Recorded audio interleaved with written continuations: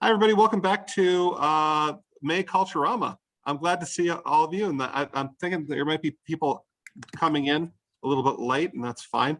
Today, we are talking to Andrea Ross about her fantastic memoir, Unnatural Selection, from Kevin Carey Press. Maybe we could start with a quick description and maybe a little bit of reading. Sure. Yeah. So a description of the book. Yeah.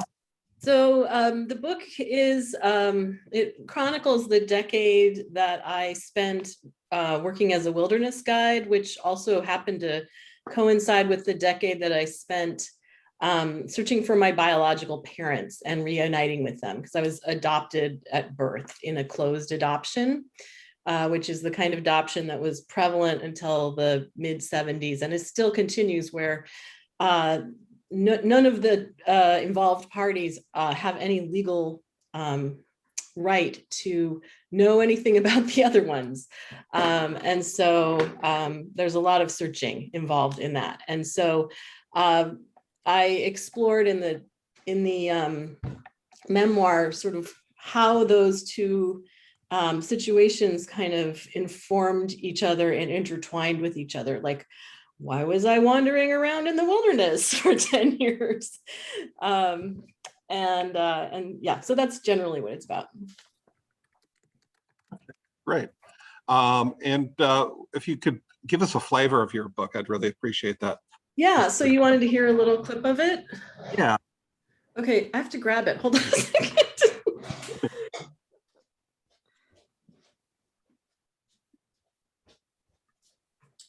Here I was getting all set up in Zoom without my book. And did you want to do a setting heavy section, or? I think so. If you've got that terrifying mountain climbing piece, terrifying to me. The one about trying to rappel off of the canyon rim? Okay. Yeah. Let's see. So this probably needs a little bit of instruction. So in this, I've been living in the desert for a while, and I'm with this guy who's very adventurous and really likes to rock climb. And I really tried to like rock climbing because I wanted him to love me. And we did a lot of rock climbing, but at a certain point, I just kind of hit my threshold with it. And it also was kind of hitting a threshold with figuring out why am I doing something I don't really want to do, So it might take me a minute to find it, actually, John. I'm so sorry. I did not mark it. Do you want to talk a little bit? Yeah. Well, okay.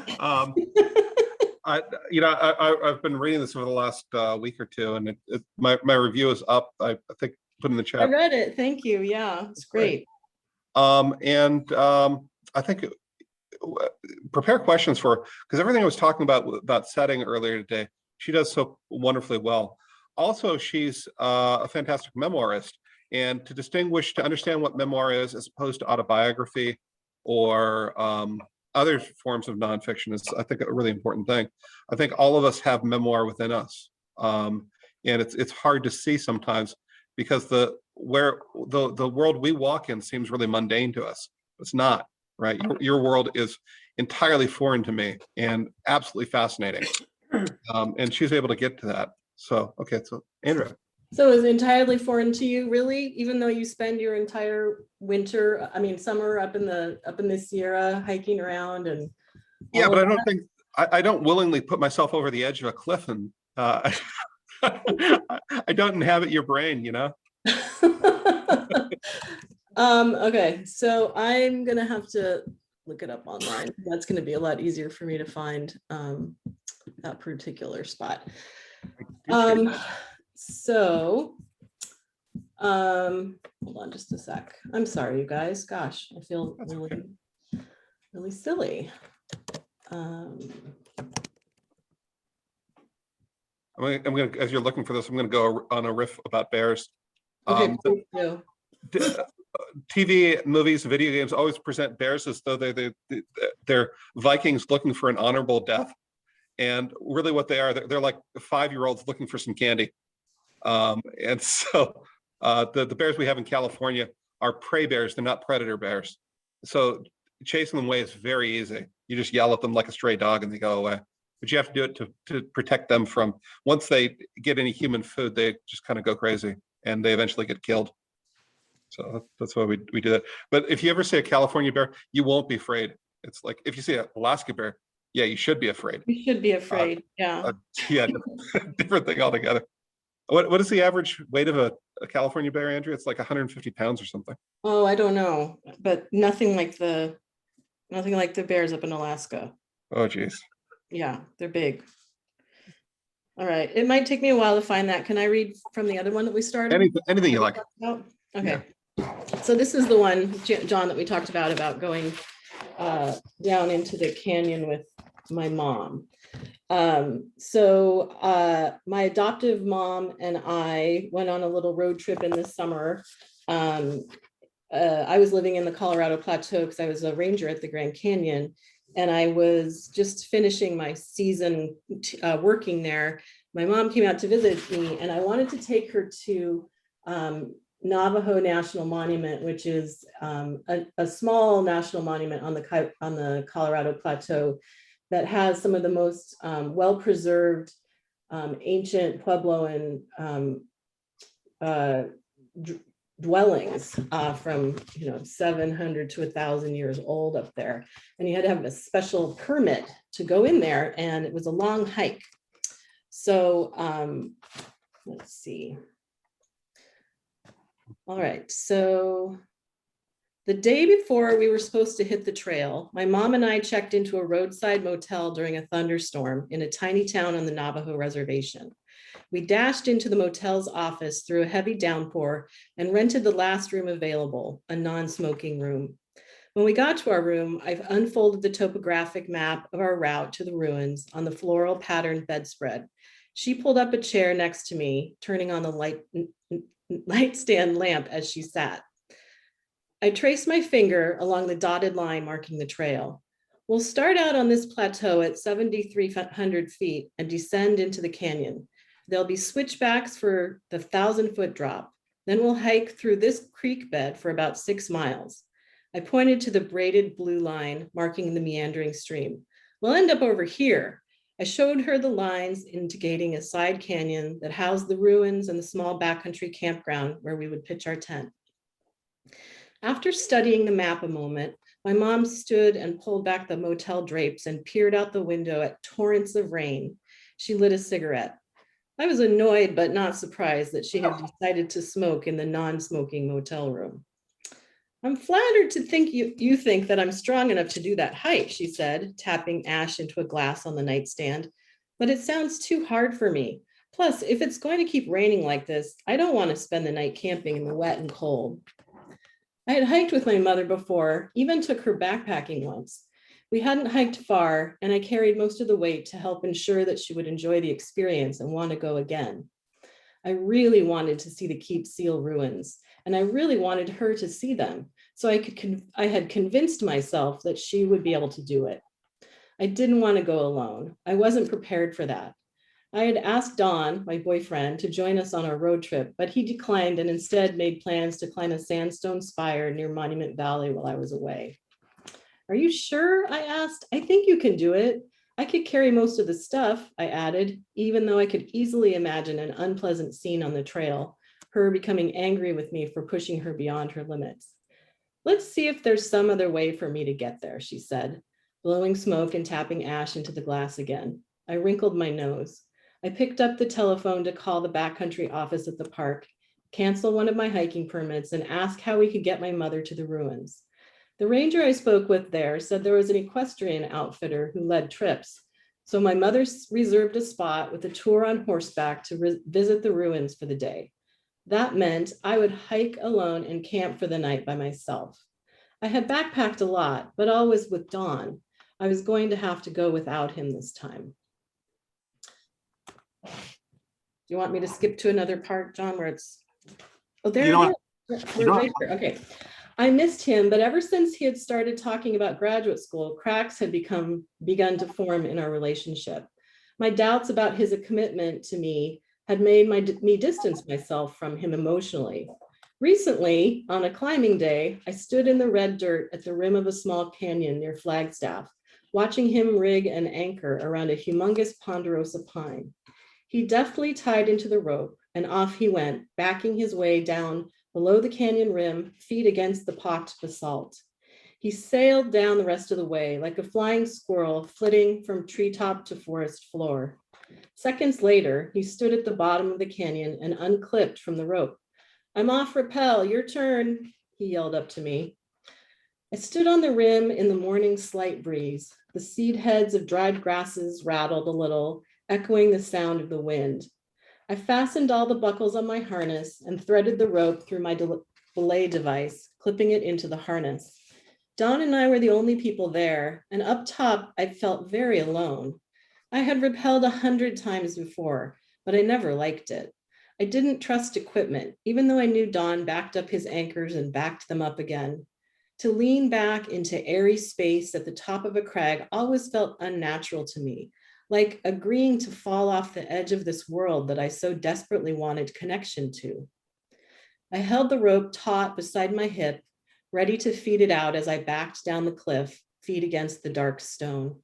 I leaned back, but I was paralyzed with fear. I couldn't release my grip on the rope, and my heart pounded. "What's up? Aren't you clipped in?" Dawn called. I paused, biting my lip and trying to figure out what was happening, why I was having an existential crisis at that moment, or was it a panic attack, or both? I tried to lean back again, but again, something stopped me. "I can't do it," my voice echoed along the basalt corridor. "Is something wrong with the anchor?" Dawn asked, a little exasperated. I shook my head, although I knew he couldn't see me from below the lip of the canyon. I was trying to shake something out of it. My fear or the idea of repelling, I didn't know which. "No, the anchor's okay," I said. My weight was still heavy against the back of my harness, hands still cinching the rope. I wasn't quite standing, not quite hanging, limbo. "Well, what? Let's climb before it starts getting hot," he yelled. I could hear the impatience in his voice. I lurched forward up to the ponderosa anchor, catching my weight on my feet instead of against the rope. "I can't do it," I yelled down at him. "What's the matter?" he hollered, sounding annoyed. I worried a section of the rope between my fingers, its black fibers woven with neon pink and green strands. It was kind of furry. Dawn called it Count Fuzzula for its woolly appearance.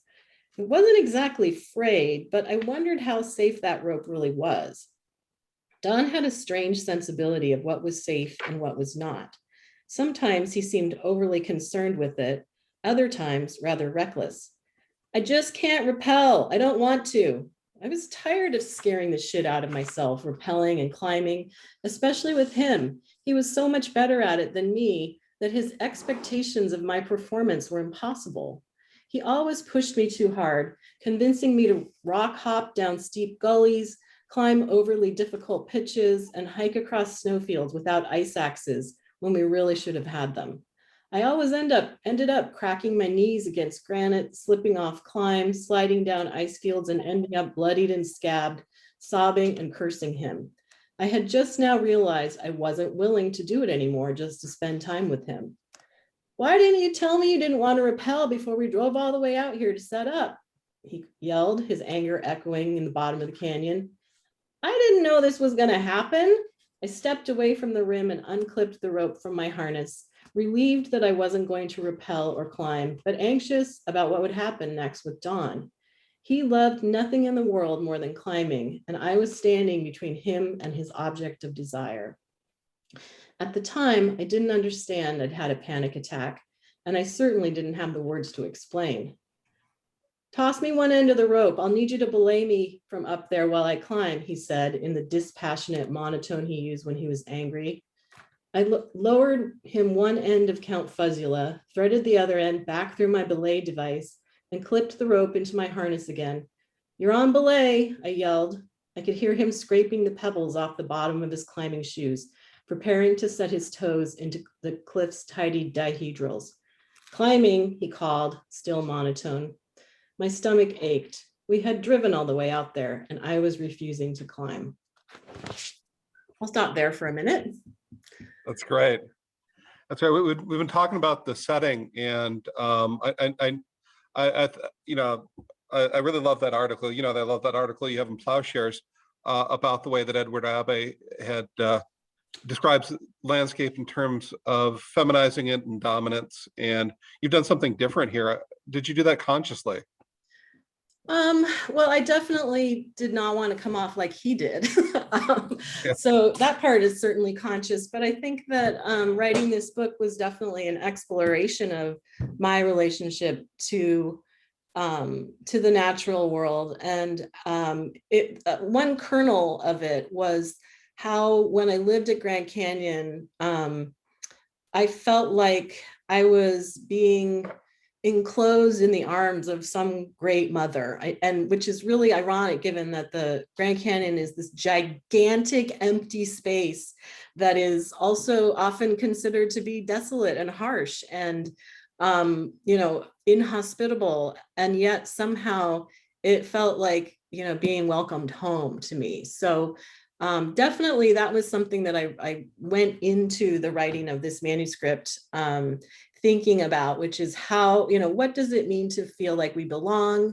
What does it mean to belong to the landscape? Who belongs to whom? Do we belong to it? Does it belong to us? Who gets to decide that? And what is it? What are the things that make us feel as if we belong in a particular place, whether it's in a wild place or in an urban place or a built place? So that part of it was definitely conscious. We have some comments and some questions in the thing. A lot of people are applauding you for not throwing yourself off a cliff just because someone else wants to. I think that's good. Yay! Nina says, I like the symbolism of not trusting the anchor and the rocky foundation for the would-be relationship too. I think that's absolutely, I think that's great. And Kelsey wants to know if you're an earth sign. I am. I'm a Taurus. Yeah, I would much rather have my feet on the ground than anywhere else. So yeah, I'm definitely not an airy person.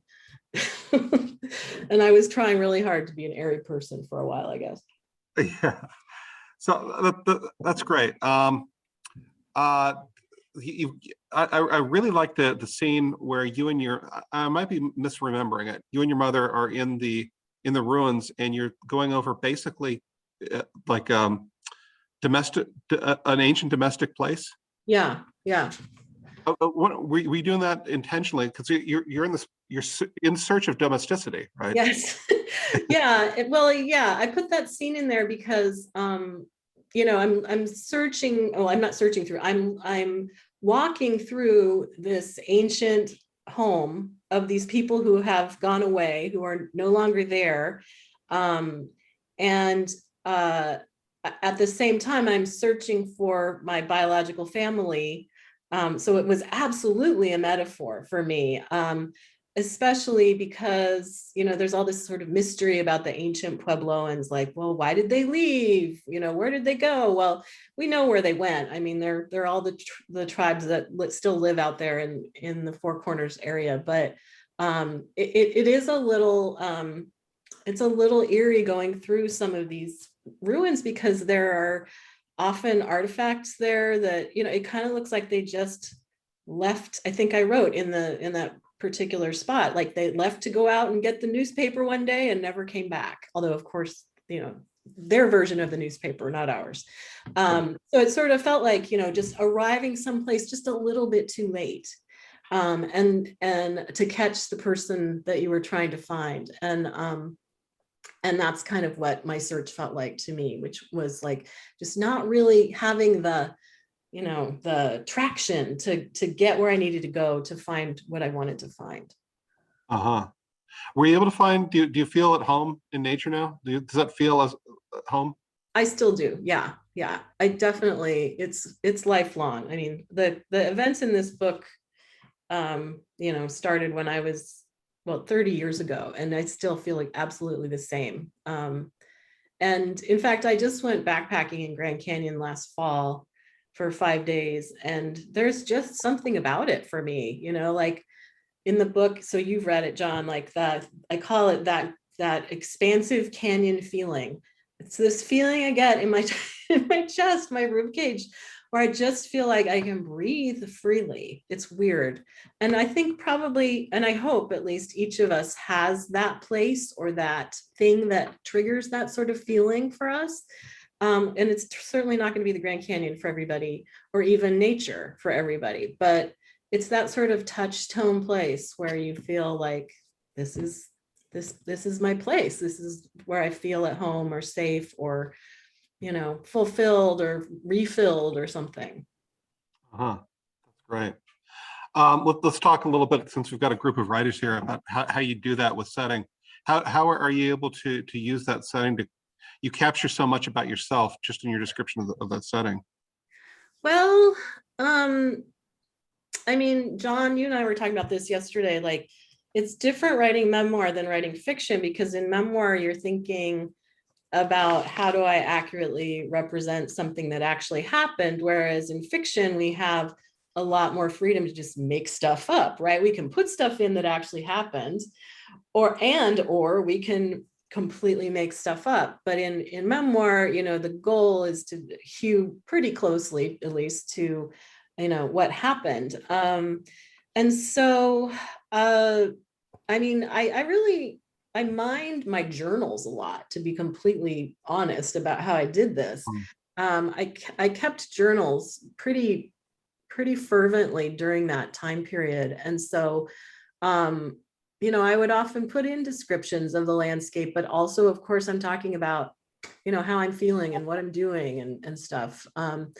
But I also feel like a lot of the vignettes in the book are stories that I've been enjoying telling for decades now. So I've had a long time to kind of craft them in my mind. Like, if you're a writer, you're a storyteller. So if you're here, you're probably a storyteller, regardless of whether you're a poet or a fiction writer or whatever. We think about, how do we craft something so that somebody wants to listen to it? How do and when we're telling them orally, we get immediate response from the listener, right? Like they're starting to nod off, or they're laughing, or they're, like leaning forward on the edge of their seat. So for me, a lot of it is kind of trial and error, to see, like, what can I do that will engage the reader or the listener's interest. Oh, okay, so that's great. Well, that brings up another point. How would you distinguish, say, memoir from autobiography, or do you just have a good definition of memoir? Well, so autobiography generally spans a very long period of time. So it could be a person's entire life, or a bunch of it. Whereas memoir, almost exclusively, at least to my knowledge, is really about targeting a particular moment in your life that is significant for some reason. So, we all of us have several memoirs in us, should we choose to write them, right?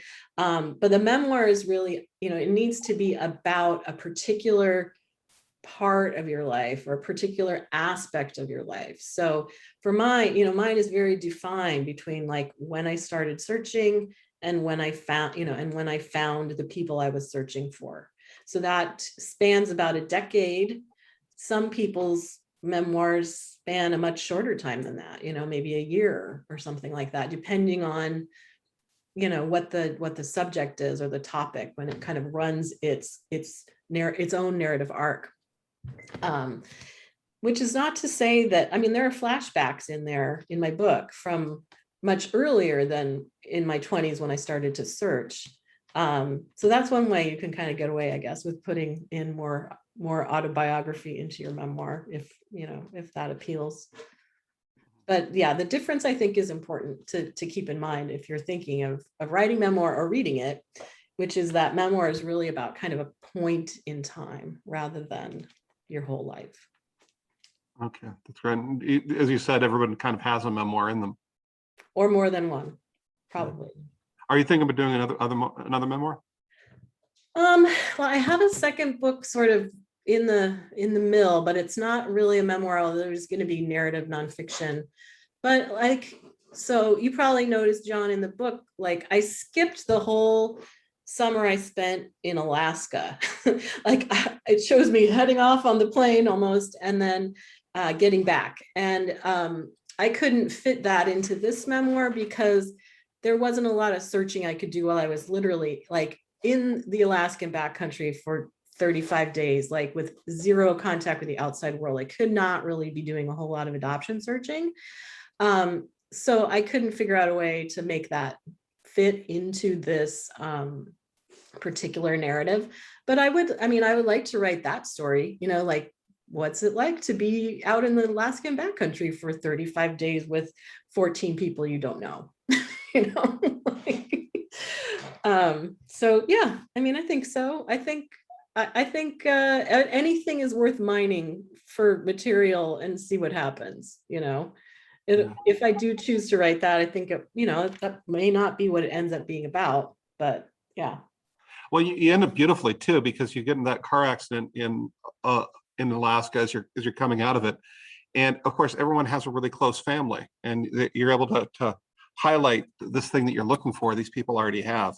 And of course, your family is great. Your adoptive family is wonderful, but you can see very much how you're missing it and why you're missing it and all that stuff. Yeah. Well, I was also trying to show like it was important because adoption is really complicated, right? And there's lots of different parties involved in it, and each of them has their own set of needs. And I felt like it was really important to be as fair and nuanced as I could with regards to my treatment of each category of people. So my adoptive parents, my birth parents, my half siblings. There's, each of them I'm barged into all these people's lives. Like, they had a lot of grace to accept me into their lives, and, my parents raised me, they were really, really supportive. But that doesn't mean I didn't feel lonely, and that also doesn't mean they didn't they'd never heard of any of this weird psychological stuff that happens to adopted children, feeling abandoned, etc. So I tried really hard, and I think that's another thing in memoir is to work hard. You have to tell your own story, of course. Can't tell other people's story. But other people's lives are part of your story. And so I think it's my job as a memoirist to stay true to my own truth, but to also try to see things from the other person's perspective. So I did not want to vilify anybody. I don't really think there's a villain in this, except for the institution of closed adoption itself. I do think that is a villain, just to be clear. But everybody has their reasons for why they do what they do, and nobody was acting in bad faith. And so I think that when, if we read writing that seems malicious or, vitriolic, that's when a person isn't really giving all of the characters or humans a fair shake in the writing, I think, Uh-huh. I wanted people to read this thing and not just go like, wow, this woman is ranting, like, so I really did try to kind of give everybody the benefit of the doubt and see things, portray things from different perspectives. Even Don, the climber boyfriend, like, he just wanted to climb. Like, he didn't know I was freaking the heck out up there. Like, he wasn't a bad person. He's not a bad guy. I just needed to pay more attention to my own needs instead of his. Yeah. That's great. Nina asked a really interesting question about this, which is, you're writing a memoir. What happens if the events are still kind of unfolding? Is it still okay to write that memoir? Well, that's interesting that you ask that, because I started writing this book before I had found everybody. I'd found some people, but not everybody. And so things were still unfolding. And so I was just writing, and I was like, I have no idea how this is going to end, or where I'm going to end it, or how I decide, to stop. But it ends after I've reunited after I found everybody, basically. So to me, like, that was a pretty logical ending. But I have to say, like, I had already started writing the book. So I think that actually I just finished reading another adoption memoir that, like, I think its publication date is next week or something, where she's writing like even more contemporaneously. Like um, she writes about writing her book and her birth mom deciding she doesn't want to allow her to publish certain things. So Mm. it's very contemporaneous. It's very meta. It's interesting, and it's different than mine, because all of my stuff is, by now pretty well in the past, but hers was very contemporary. So I think that there's no real rules, to be honest. I mean, Mm. I think you just have to kind of go with your gut, and say, like, to yourself, like, am I speaking my truth? Am I telling my story? Um, you know, am I giving everybody a fair shake? I think Mhm. those are probably some good guidelines. That's great. Yeah, absolutely. Makes sense. Now we've got a total creative writing professor kind of question for you as a creative writing professor. And Aruni asks if there's a difference between memoir in prose and in poetry. Are the different rules, different approach? Well, that's a really good question. So I'll start by saying that I wrote my story in a poetry manuscript first, just because I was really interested in poetry, and that's what I thought I wanted to do. And so my master's thesis is a book of poems that largely tells this story, although I hadn't gotten as far with my search yet. But it's kind of the same trope. And Uh-huh. I graduated, and I kind of sat down and looked at my manuscript, and I thought, damn, I think I just wrote that in the wrong genre. Because it's very anecdotal. It's very, just my particular subject is the way that I think about it is very narrative. It's very anecdotal. It's very much story. And I had just written it in lyric poetry. And I was like, shoot. So then I had to sit down and, turn around and start figuring out, okay, how do I write memoir? Like, how do I write prose? How do I write nonfiction? So I kind of started from the ground up. And the only difference was that I did kind of already have some fragments thought out of how like, this needs to go in there and this needs to go in there. But actually, I was just talking to my husband. He just finished reading my book not too long ago, and he said, I could tell the parts that you had that were translated, I think is what he said, from your poetry manuscript. And I think he probably thought that because they're probably more lyrical. Oh, that's interesting. Yeah. But a memoir in poems isn't, it's a cool idea. I think that a lyric, if you've got a more lyrical subject or something that needs less explanation, then how do I talk about what closed adoption is? Like, I think you can do it for sure. I just didn't feel like it was the best delivery method for my particular needs. Right. And can't remember who it was. Somebody asked about narrative distance. And in a memoir, how close do you come? How far back do you stand from what you're talking about? Well, I think I've read a lot of memoirs since I wanted to write one. I started reading a lot of them. I think that you have to be pretty darn close to be honest, to be an honest narrator and a reliable narrator in a memoir. You have to be naked.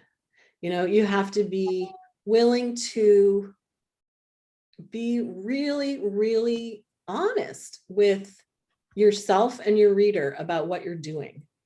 Because if you try to, use the smoke and mirrors and veils that we can often use in fiction and in poetry, I don't think it's going to fly. People are just, they're not going to want to read it. I think part of memoir is that we are reading somebody learning to understand themselves. Mm. And if there is not that sort of bald understanding that's being, revealed to the reader, then the reader, I don't think isn't gonna really buy it, isn't gonna really, isn't gonna really trust it. That's my opinion. That's just my opinion. But I have also read memoir craft books, and we talked about that a little bit yesterday, John. And I think that they would say the same thing.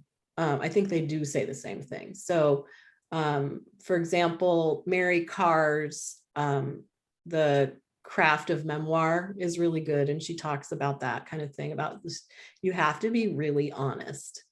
And then also a book called The Situation and the Story, which I cannot remember the author's name, maybe one of you do, is also a really good memoir craft book resource that I relied heavily on those, because as I mentioned, I did not know what I was doing. Yeah, Vivian Gornick, yeah.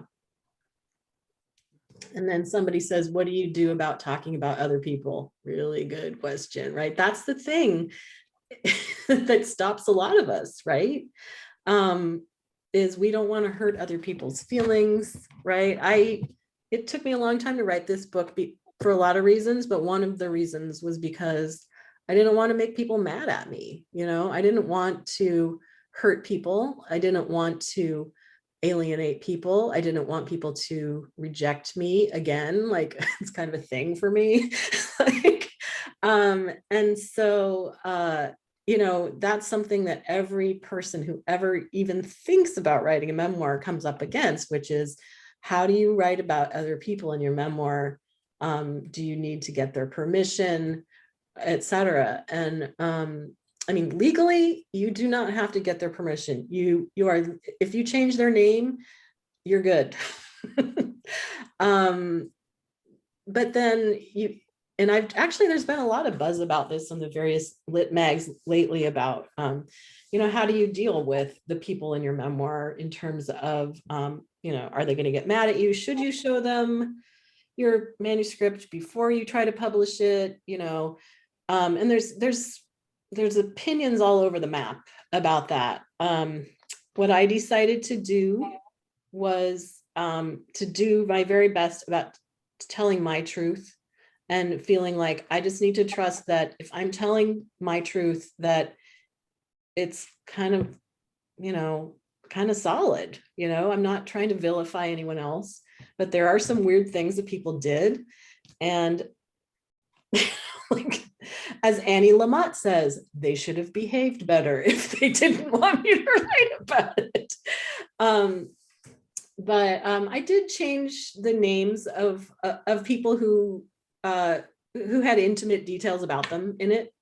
A lot of people have their regular names because they're like, my husband has his regular, I have to live with the guy. So like, I didn't put bad stuff about him in there. But I did change some names so that people could feel somewhat sheltered. Although I asked them if they would like me to change their names, and they all said, oh no, that's fine. But I went ahead and did it anyway, just kind of to cover my own butt. But I thought that was interesting that they said, oh no, that's fine, you don't have to do that. But they also didn't, they didn't read it. And I did offer to let them read it once it was like already in galleys. I wanted them to have the opportunity to tell me, like, hey, you got this totally wrong, like this happened in 1982, not 1975, or like factual stuff like that. But I wanted to wait until the very end so that there would be no influence on the story itself, and then by the time it got to those late stages, people are like, no, just wait till it's published. So Okay. Well, that brings up a question that Aruni asked earlier that I want to circle back to, which is if you could distinguish the difference between fact and truth when it comes to. right. Yeah. So I think I was kind of scanning through the notes, and somebody said, like, but you're supposed to stay really close to the truth, right? And the story, I mean, the jury is a little bit out on that as well. Like Mary Carr is like, you have to tell the exact truth. You cannot collapse any characters into one, telescope people into one. You cannot, smush two different instances into one. And then there are people who think it is okay to do that. It's okay to make three characters into one character. It's okay to, have two different scenes and smush them into one. And I sort of feel like I'm somewhere in between those two. I don't think it's possible to. I don't think. Well, I mean, Mary Carr is really good. I like her work a lot, and I like her memoirs a lot. I guess I'm just not as good as her as she is, because I'm not able to provide or to come up with this same kind of product, if you will, as she does by telling absolutely the truth. So like in a couple of places, I have collapsed a couple of characters into one, or I, smushed two different scenes into one, just to make it hang together as a narrative. Because our lives are bumpy and rocky and kind of boring sometimes. So like you have to somehow craft that narrative arc out of what we've got. But on the whole, well, not on the whole, I would say absolutely it's important for it to be truth. But yeah, not everything is completely factual.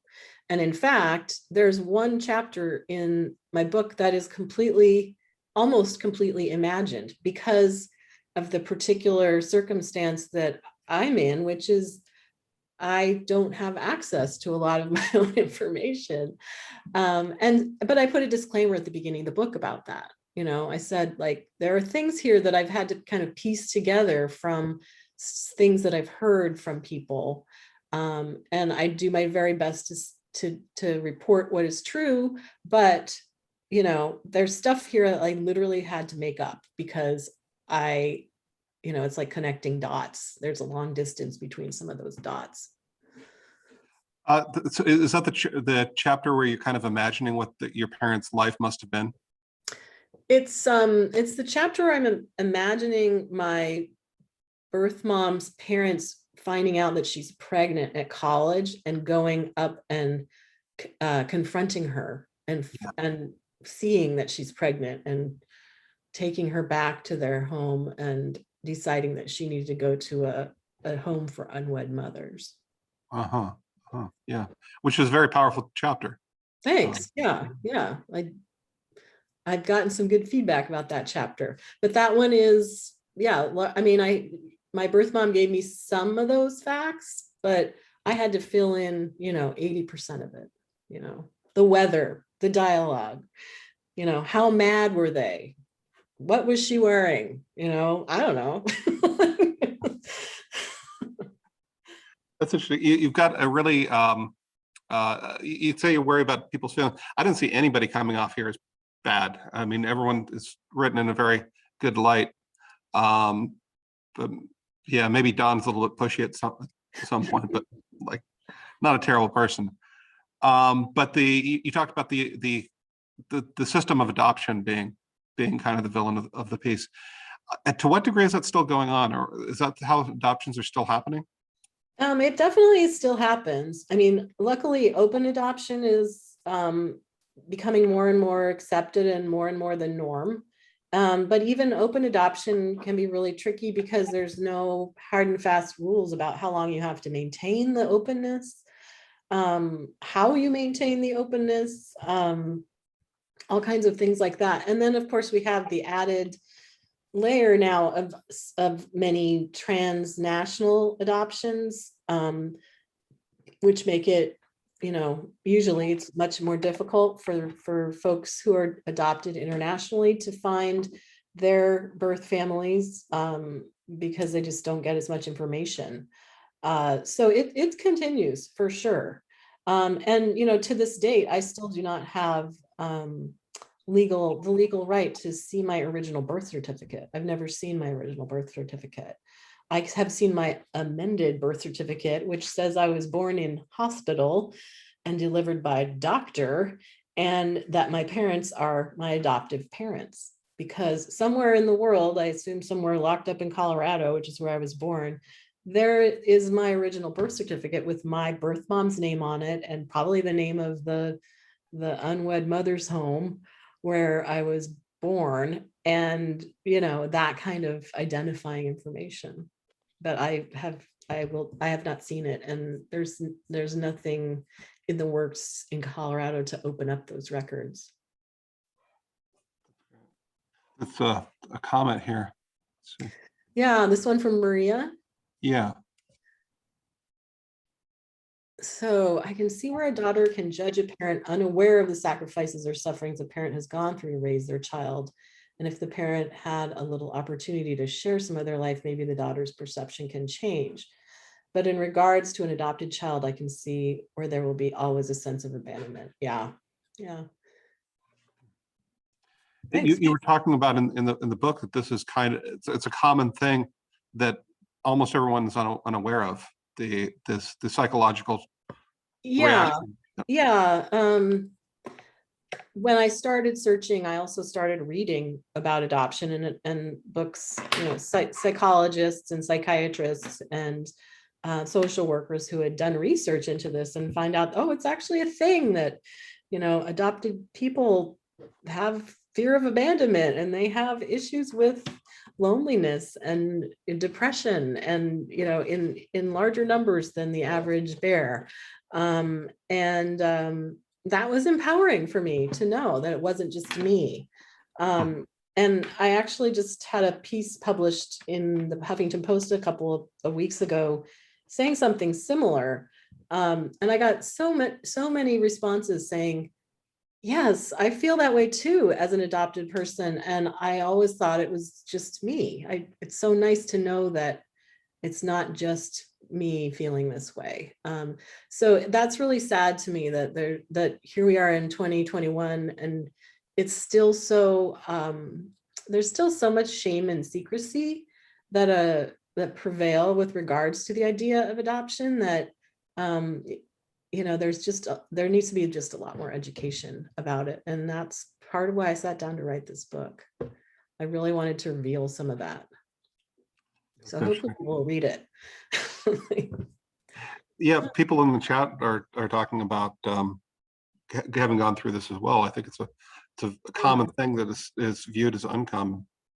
Yeah, right. It's just always under the radar, but it is quite common, and interestingly, so much literature, so much great literature is predicated upon the situation of a young person being out on their own in some way, whether they are orphaned or abandoned or somehow don't have parents, and that seems to be a real touchstone for lots of literature. And so that's kind of part of why I thought I might be able to make it fly with this book, is like, it happens a lot in literature, and it's important to make it clearer that it happens a lot in real life. And there's a lot of real humans out there dealing with these very complicated things, Yeah, people saying Harry Potter. Exactly. Yeah.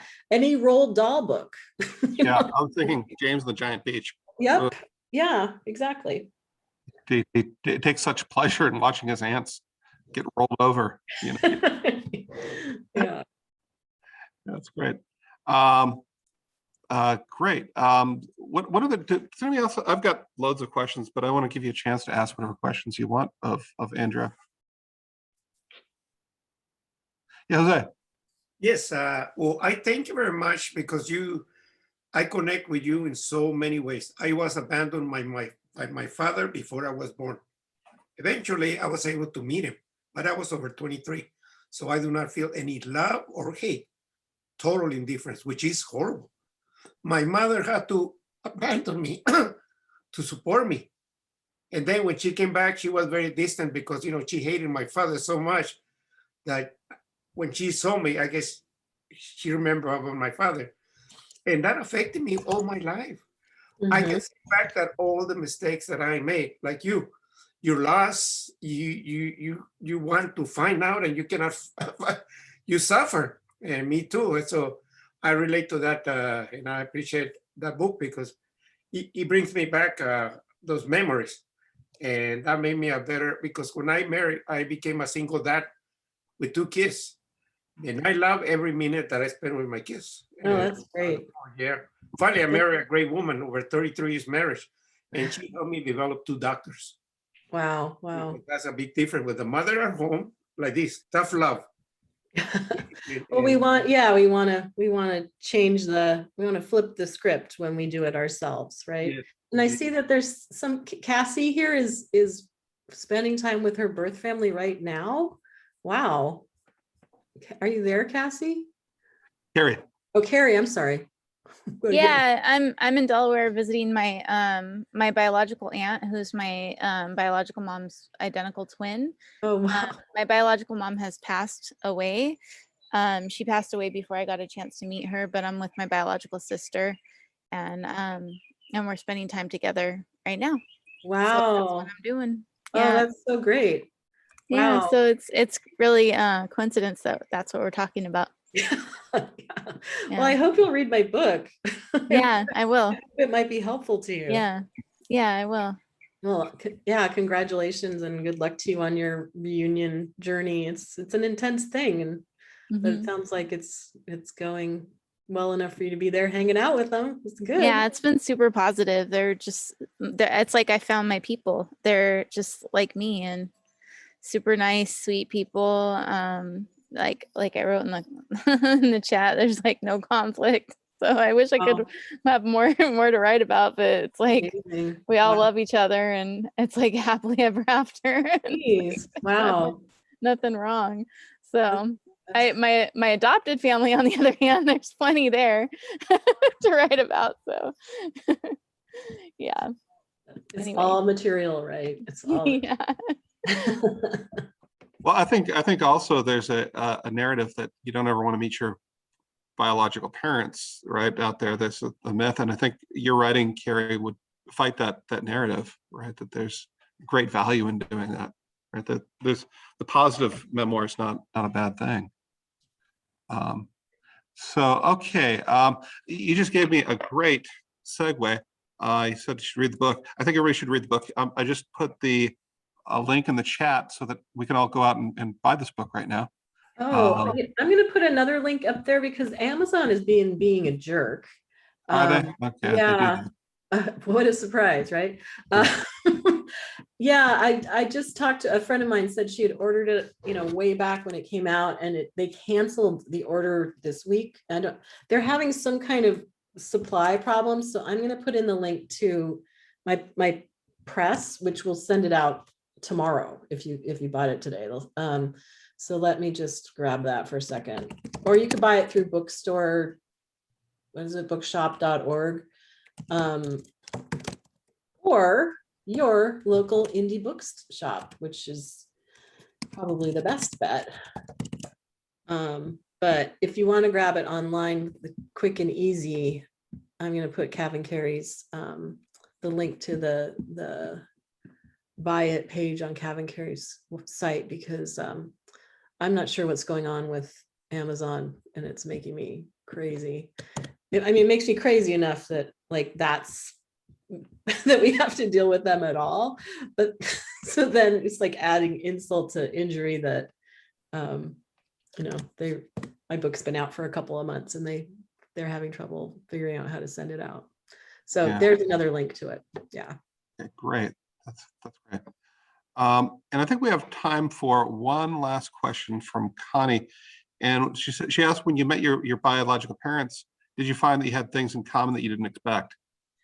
Well, unlike Carrie, I didn't have my like, I found my people moment. I felt like I didn't really see too much commonality really at all. And that is what I wasn't expecting. I was, foolishly perhaps expecting that I would have my like Kunta Kinte, I have found you moment. Roots. Yeah. So not so much really. I mean, I like her and we're still in touch and we love each other, but like we don't really think alike. We don't really look alike. We don't like to do the same kinds of things. Our politics are totally different. But so that's been an interesting exercise for me in, okay, these people are my family. I have nothing in common with them. Where do we go from there? And building a relationship from there has been interesting. I do find more in common with my birth dad, who also is still quite different politics, completely divergent, lifestyle, pretty divergent, but he really likes being outdoors. And so we have that in common. And the other thing that we have in common is that they both really were delighted to be found, and they were both really delighted to welcome me into their families, and that I'm super grateful for. And for me, that's enough to that's enough to build something on. And then also I have a half sister who I'm pretty close with too, my birth mom's other daughter. So it's yielded a lot of good stuff. Yeah. I wonder if the parents have trauma they won't talk about. I'm sure. Yeah, I'm sure they do. And I mean, I know they do. But they won't share it with me. It's especially for birth moms. I mean, that's a lot. And especially back in the 60s when it was, a cardinal sin to get pregnant outside of marriage, so lots and lots of trauma and shame that our society did not look upon them kindly. It's really frustrating. I think Jose has one last comment. Yeah, I want to get the book, and I would like to see if you can autograph it for me somehow, because it's more. Yeah. Autograph is more valuable when you have the author. John, do you know how to do that?